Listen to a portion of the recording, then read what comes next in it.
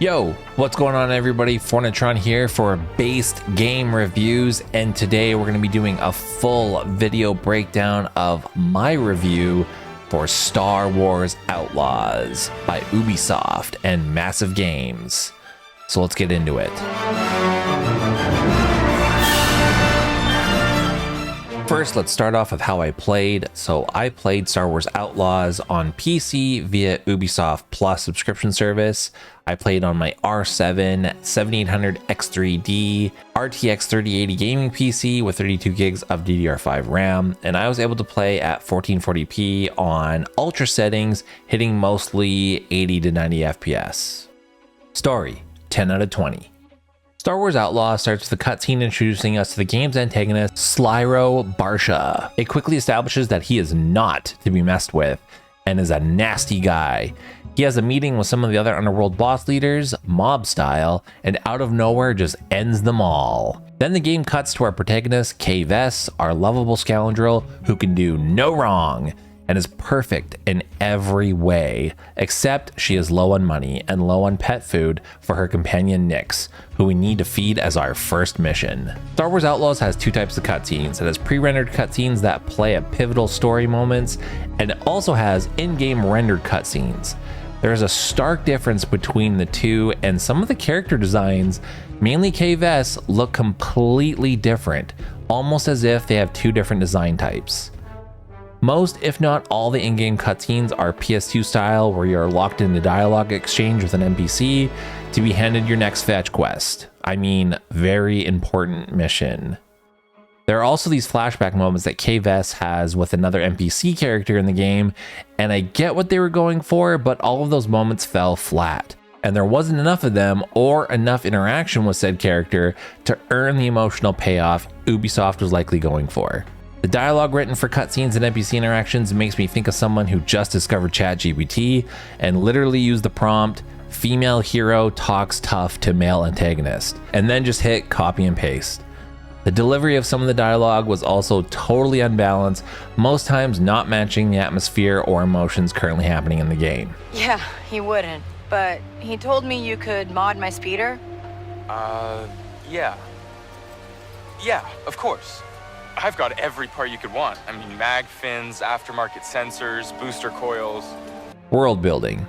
It's Star Wars. If you have seen any of the original 6 movies or any one of the Disney era slop that has been released in the recent years, the environments and world will be familiar. I didn't find much world building other than getting my next fetch quest, very important mission, from the next random NPC that I decided to interact with. Overall story, the story is almost beat for beat the same story as Forspoken. Angsty protagonist has a little rough go at life and struggles with her troubled past, but use their slick banter and street smarts to navigate their surroundings. Graphics, 10 out of 15. I'm going to talk about the elephant in the room. The main character, Kay Vess, looks weird. Almost every other NPC in the game looks totally normal or like some generic Star Wars character. But Kay Vess's face model looks like claymation at times. I don't know if it's just how the lighting hits her face while in game, but it looks off. Her character model looks totally fine in pre-rendered cutscenes. I'd even say she looks fantastic here, but in game it's just laughably bad at times. It doesn't help that Ubisoft's Snowdrop game engine has issues with textures loading properly. So in many instances, I would be staring at NPCs with low poly textures on their face. Digital Foundry praised Star Wars Outlaws for its graphical fidelity on PC with its hidden graphics mode, and there are some choice environments where you can get some pretty nice landscape shots. But what subtracts for me is the seemingly bland color palettes. It all just feels bland and generic to me and very paint by numbers. I definitely think the art direction here played it a bit too safe. We have all seen the explosion memes, and I thought that would be an isolated moment, but it's not. The effects in Star Wars Outlaws are last console generation or worse bad. It just looks like they're missing the final polish step and just shipped it as is for timeline's sake. Audio, 9 out of 15. I was genuinely surprised when I first started the game because it almost sounded like Ubisoft got the amazing John Williams to do the score for the game, or they used some iconic tracks from the original movies. But as it turns out, it was actually composers Kazuma Janucci, Wilbert Rajay II, and John Everest, who did the scores. These are very close to John Williams and all sounded great.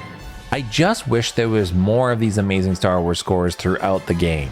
There are no bosses in this game. From what I played, it's basically like, here's a mob of enemies, or stealth around this huge room of patrolling stormtroopers.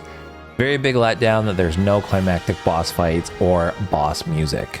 The sound design was decent. What hampered the score for me was random glitches where dialogue would get initiated and keep playing no matter the distance where you were from that NPC. Performance, 5 out of 10. The frame rate was okay on my PC, but I did run into a bunch of traversal stutter and random FPS dips no matter what my graphic settings were. Also, even looking at the Digital Foundry console review, you can see this game struggles to run at any kind of performance mode, mostly sitting at low 50s for the FPS. The game has its moments, but there's nothing that should prevent it from running at a stable FPS on current gen consoles and without issue on PC. Stability is where the game really suffered for me. First, let's talk about the early access fiasco that occurred with Outlaws. For the people who shelled out $130 to play this game early, they were basically treated as alpha testers to an even buggier version of the game. Ubisoft released a performance and maintenance patch to resolve a lot of the bugs, which as a result completely nuked all early access player save files and progress, resulting in them having to replay from the start of the game, completely nullifying the whole point of early access. That is atrocious and a terrible business practice on Ubisoft's part. I'm playing the game a week or so after release and it is still very buggy. I encountered lots of weird bugs and glitches where I would fall through collision, or one instance I was riding on the speeder through an open field and I smashed into random rocks that were floating in midair. There's also this random glitch that I recorded where I thought I had made my way to a dead end and could not figure out how to progress the mission I was on. Turns out the problem was the way that I was supposed to traverse was not loading in the scene until I used Nix to press a button. Gameplay, 22 out of 40. The controls are pretty standard, third-person shooter controls, which is fine. I thought K controlled pretty decent. I'm not a fan of the primary button layout where the R3 is the collect items button, but thankfully you can switch this in settings. For mechanics, I enjoy the different blaster upgrades you can get throughout your playthrough, and unlocking or gathering items to upgrade K's outfit was cool. I didn't really enjoy how most everything is locked behind some kind of fetch quest. I mean, very important mission. The pacing is terrible. At no time are you on a linear story path in Star Wars Outlaws. You bounce from fetch quest to fetch quest in the most annoying manner. I never felt that there were real stakes for our characters, and I felt the major Star Wars cameo was so lazily thrown in the mix and was just comically bad. I really wish the story intertwined with the OG trilogy somehow, which would have made the story more impactful. The user interface and user experience was sleek, the menu system was very well thought out and easily navigated. I did feel some of the notifications on screen were a bit much, but you could change that in settings, which is nice. The fact that a modern AAA game with hundreds of millions of dollars behind it and with the audacity to charge $130 has almost zero boss fights is just an insult in my opinion. The enemy variety is abysmal. You basically have the same skeletal animation and AI reskinned as either a stormtrooper, a member of the Pike clan, a member of Jabba's clan, or a member of insert clan name here, clan. For gameplay variety, your choices are fetch quests, I mean very important missions, riding around aimlessly on your speeder, riding around aimlessly in your ship, crawling through vents, awful stealth missions, or mashing R2 to unlock safes. So technically there is some variety, but is any of it fun? That's questionable. For replayability, if you really love this story, then you might want to sit through it again, and there are some collectibles that you can get, but to each their own. Bonus, 2 out of 4. There are some great accessibility options for colorblind individuals and some great audio-visual cue options, which is great to see in a modern game and totally expected of a AAA developer. Overall, 58 out of 100. Fair. Star Wars Outlaws, aka Fetch Quest the game, I'm not going to sugarcoat this. For $130, this game embodies everything wrong with current game development. The writing is so generic and bland, they took a possibly cool character, Kay Vess, and just made her dull and predictable. This game lacks focus and clear direction, and even with its at times stunning visuals, it barely holds together as a game. This does not feel like Star Wars in any way and makes me sad. I know as of writing this, Ubisoft shareholders are pressuring the company to go private due to the fall of their share prices. And honestly, I think people in charge of this game rightfully need to lose their position. You have lost your way as a game maker, and instead of taking the opportunity with a legendary IP to write an interesting and new story within the Star Wars universe, you instead chose to write the most bland, unoriginal, modern story trope-filled bantha fodder. How are you at all surprised that this game's not performing well? Did you even play it? I did, and I'm not happy about it.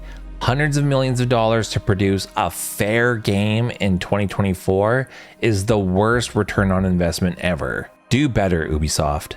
If you stuck around this long, we thank you for watching, and if you like this content, make sure that you subscribe to the channel and like the video. Also, make sure to check out the latest game reviews at basedgamereviews.com, and also check out our podcast that premieres every Friday at 5 p.m. PST on the channel.